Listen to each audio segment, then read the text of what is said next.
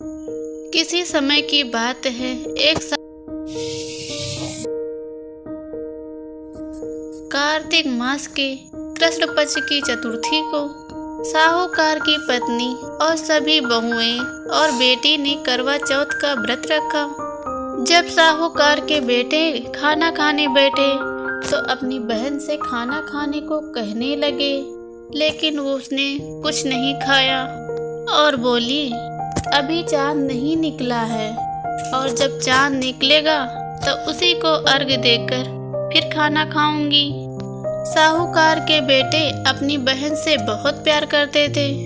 वह अपनी बहन को भूख से व्याकुल होता नहीं देख पाए, तो उन्होंने नगर की पहाड़ी पर एक दीपक जलाकर और चलनी में रख दिया और बहन से बोले, देखो बहन, चांद निकल आया है, तुम अब अपना व्रत खोल सकती हो।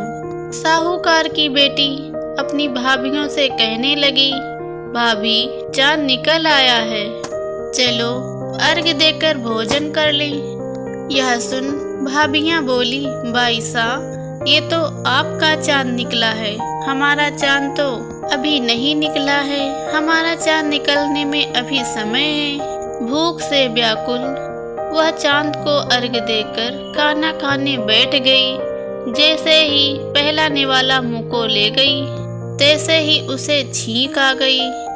दूसरा निवाला खाते ही उसमें बाल निकल आया।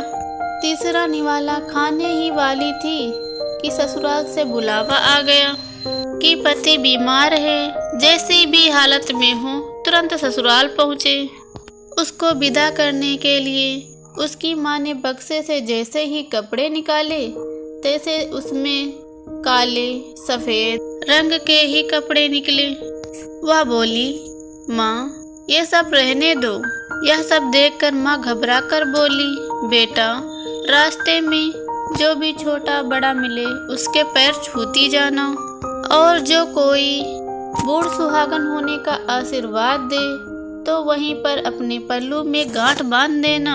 वह बोली, ठीक है माँ, और अपनी ससुराल को चल दी।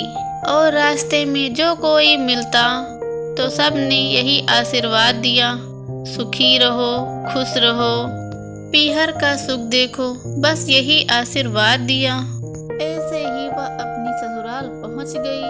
जब आंगन पहुँची तो वहाँ देखा उसकी छोटी ननद आंगन में खेल रही थी।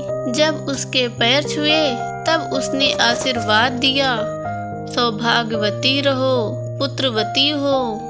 यह सुनते ही उसने अपने पल्लू पर गांठ बांध दी। जैसे ही वह अंदर गई तो उसने देखा कि उसके पति का शव रखा है, सब उसे ले जाने की तैयारी में है। वह बहुत रोई और रोते हुए बोली, मैं इन्हें कहीं नहीं जाने दूंगी। जब कोई नहीं माना तो वह बोली, मैं साथ में चलूंगी।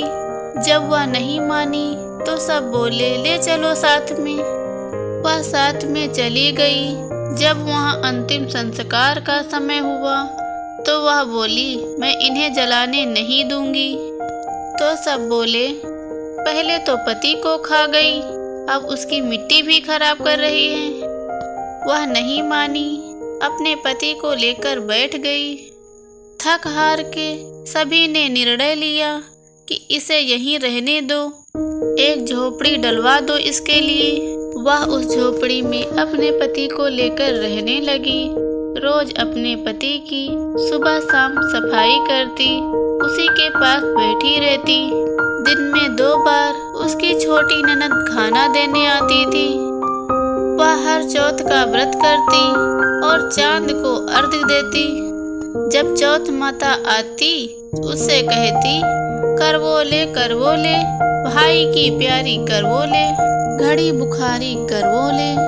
तो वह चौथ माता से अपने पति के प्राण मांगती। तब करवा माता कहती, हमसे बड़ी चौथ माता आएंगी तो अपने पति के प्राण उनसे मांग लेना। एक एक करके सभी चौथ आई और यह कहकर चली गईं। अश्विन की चौथ माता बोली, तुझसे कार्तिक की बड़ी माता नाराज है, वही तेरा पति तुझे वापस लौटाएंगी।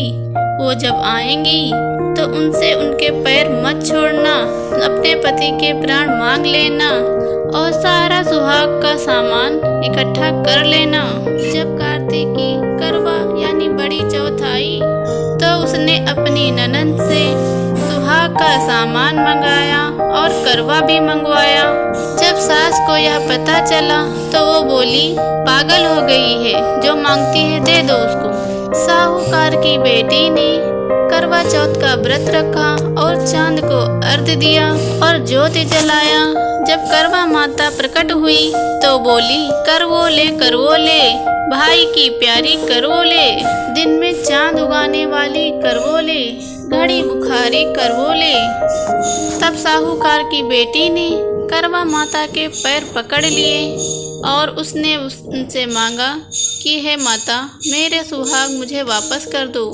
तब करवा चौथ माता बोली, तू तो बहुत भूखी है, 7 भाइयों की प्यारी है, सुहाग का तेरा क्या काम।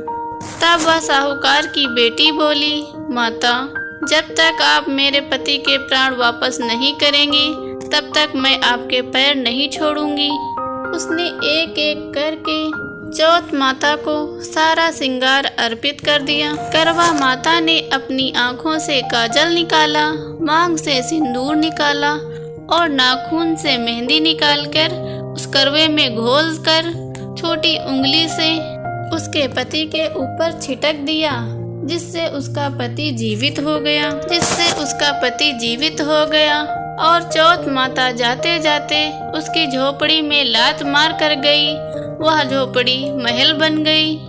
जब उसकी छोटी बहन खाना लेकर आई तो उसने देखा भाभी की झोपड़ी की जगह पर महल बनकर खड़ा हो गया है। वह ननद को देखते ही दौड़ी दौड़ी उसके पास आई और उसने बताया, देखो बाईसा, आपका भाई वापस आ गया, घर जाओ और सासू माँ से कहो गाजे बाजे से हमें लेने आए।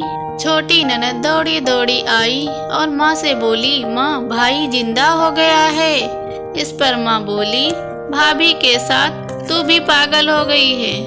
तब वह बोली, नहीं माँ, मैंने अपनी आँखों से देखा है, भाई जिंदा हो गया है। तभी उसके सास ससुर गाजे बाजे के साथ उसको लेने पहुँचे। बेटे को जिंदा देखकर सास बहू के पैर छूने लगी और बहू सास के पैर छूने लगी। बहू बोली, देखो माँ, तुम्हारा बेटा वापस आ गया है।